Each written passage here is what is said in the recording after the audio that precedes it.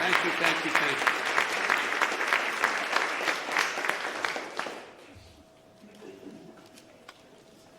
Susan, progress is possible. We're moving.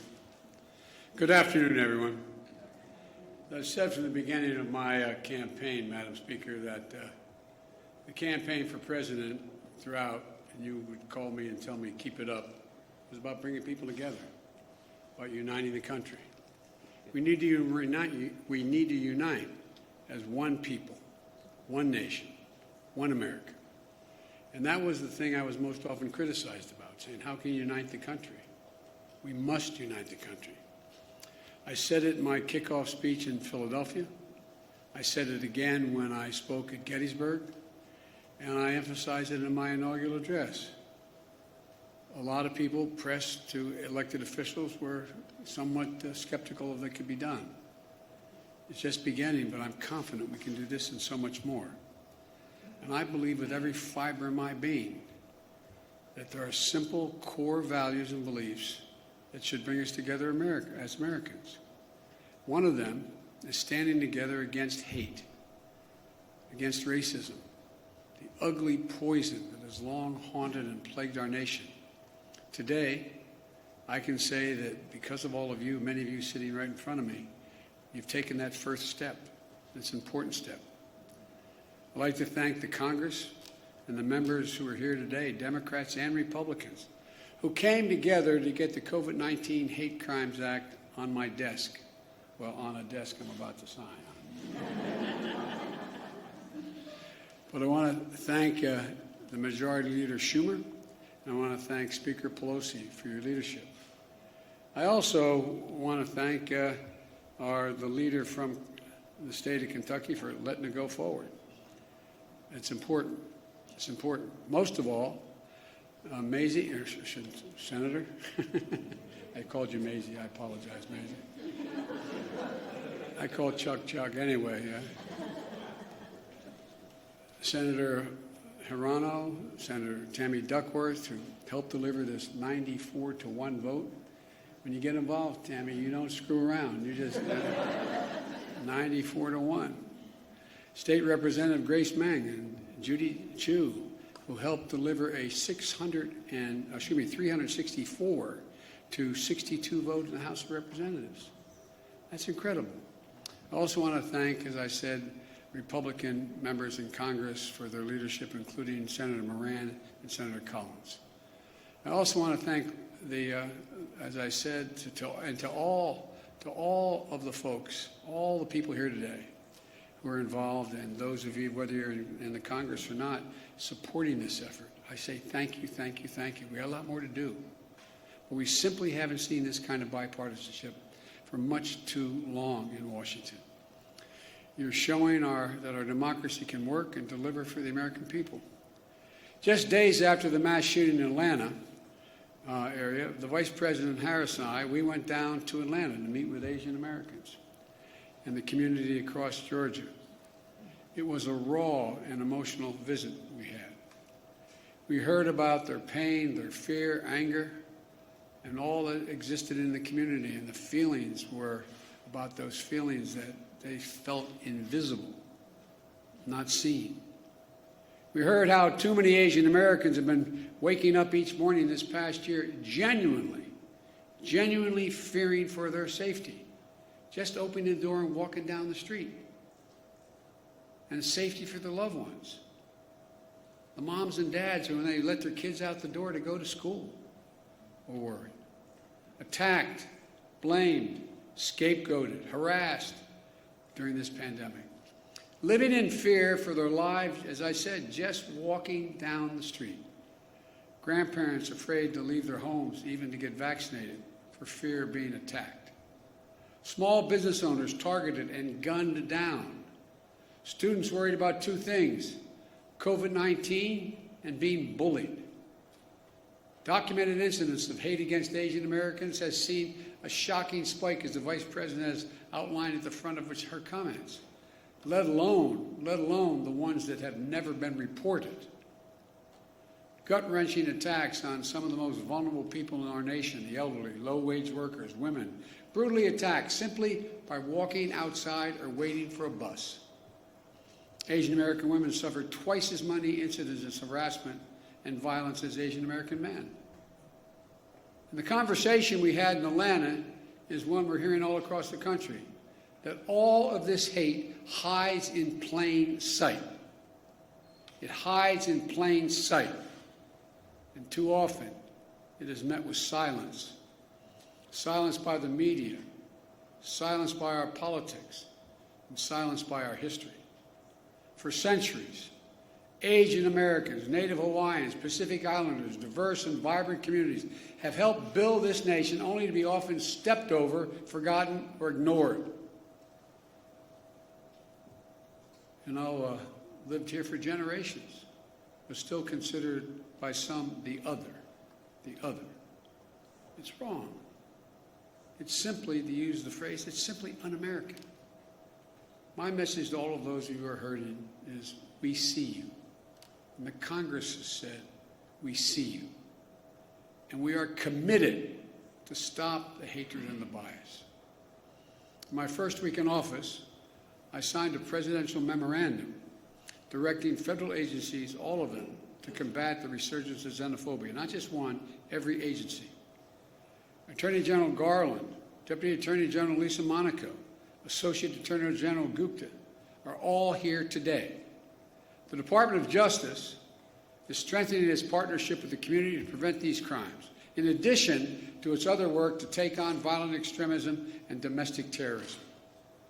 And with the new law, this new law, the Department of Justice and our entire administration is going to step up. Right now, this is a critical problem of hate crimes being underreported. It stems from two challenges. First, there's lack of resources and training for state and local law enforcement to accurately identify and report hate crimes to the FBI. Secondly, for more people in communities of color, there are language and cultural barriers in how to communicate what's happening to them.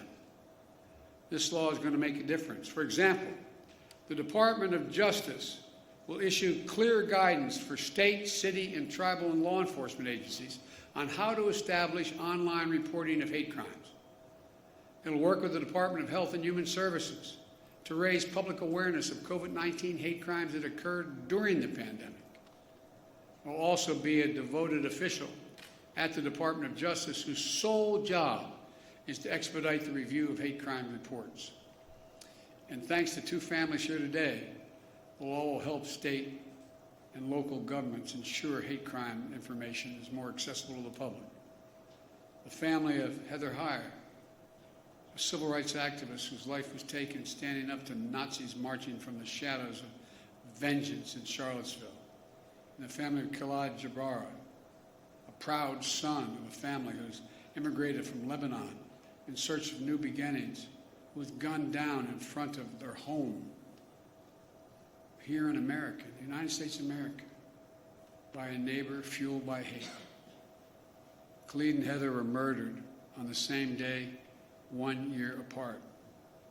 Instead of sharing the dreams they had for their children, both families share profound grief. And they've shown incredible courage to turn their pain into purpose. I hope you'll not be offended, but I ask both families to please stand.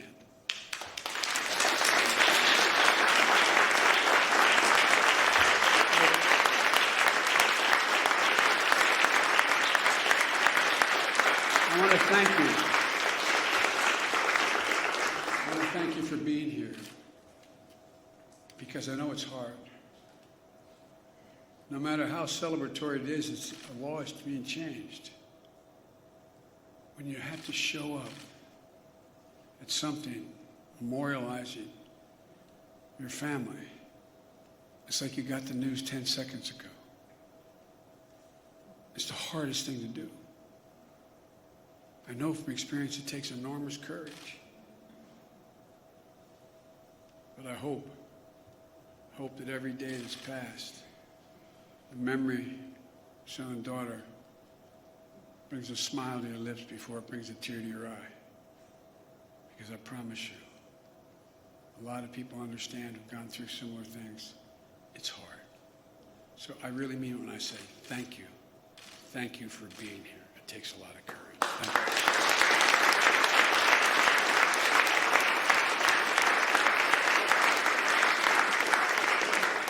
Because of you, the amendment named in honor of Khalid and Heather is now law to make sure that hate crimes are more accurately counted and reported, and hopefully leading to a continued focus on ending these crimes. And will provide resources to create specialized hate crimes units that will also help states create hotlines for hate crimes at state and local levels that will be accessible for people with limited English proficiency. And it provides resources for training for state and local law enforcement to identify, investigate, and report these heinous crimes. But of all the good that the law can do, we have to change our hearts. We have to change the hearts of the American people. Hate can, I mean this from the bottom of my heart, hate can be given no safe harbor in America. I mean it, no safe harbor. Can't be dismissed like, well, that's just what happens. My sister Valerie and I talk about it all the time. You've got to speak up. Speak up and speak out. It's on all of us together, to make it stop. My message is to all of those who think this doesn't matter to them, or this is not a problem, look around. Look in the mirror. Look in the eyes of your children. Every one of us are lessened. Every one of us are lessened. And we're all hurt by this hate. It has a way of seeping sort of through the cracks in the communities and children who, in fact, wouldn't have crossed their mind. Words have consequences, as the senator knows. He preaches it. He understands it. Consequences. But silence is complicity. Silence is complicity. And we cannot be complicit. We have to speak out. We have to act. That's what you've done. And I can't thank you enough. I'm proud today. I'm proud today of the United States. I'm proud today of our political system, the United States Congress. I'm proud today that Democrats and Republicans have stood up together to say something. Let me close with this. Grief, as we all know, is universal. But so is hope. So is love. Sounds corny, but it really is. It really is. And hope and love can be contagious. We're the United States of America. We're good and decent people. We're unique among all nations in that we are uniquely a product of a document, not an ethnicity, not a religion, not a geography, of a document. And think about this, I'm being literal. Uniquely a product of a document that says we hold these truths to be self-evident, that all men and women are created equal, endowed by their Creator with certain inalienable rights, including life, liberty, and the pursuit of happiness. Every time we're silent, every time we let hate flourish, we make a lie of who we are as a nation. I mean it literally. We cannot let the very foundation of this country continue to be eaten away like it has been in other moments in our history and happening again. I looked at this law that you all passed as maybe the first break, the first significant break on a moment in our history that has to be turned around. Not Democrat, Republican, has to be turned around.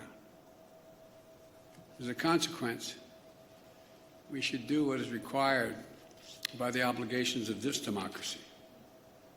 by our faith in God and our faith in each other, to do justice, to love mercy, to walk humbly, and as fellow human beings and fellow Americans, remember, we're unique in all of history as a nation. This is the United States of America, for God's sake. And God bless you all, particularly those who push this through and continue to push it. Now I'm going to sign this bill, which is a great honor. I don't know who's calling, but tell them we're busy. I was going to say, unless it's my sister, but she's here. So I'd like to invite to the stage Senator Hirano, Senator Duckworth, Congresswoman Grace Meng, Congresswoman Judy Chu, Congressman Don Beyer, Senator Richard Blumenthal, and Senator Moran, but I don't think he could be here today. Actually, I should put the table down the middle of all of you and sign it down there. But thank you, thank you, thank you.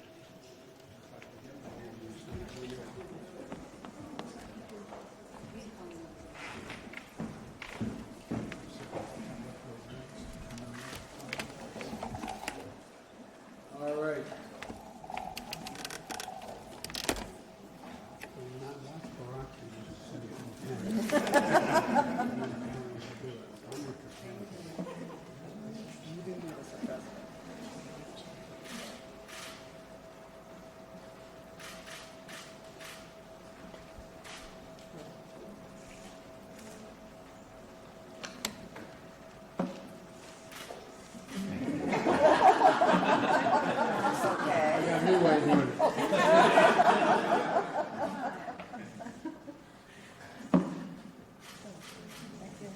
Oh, there you go, sorry. Thank you. Congratulations to you all.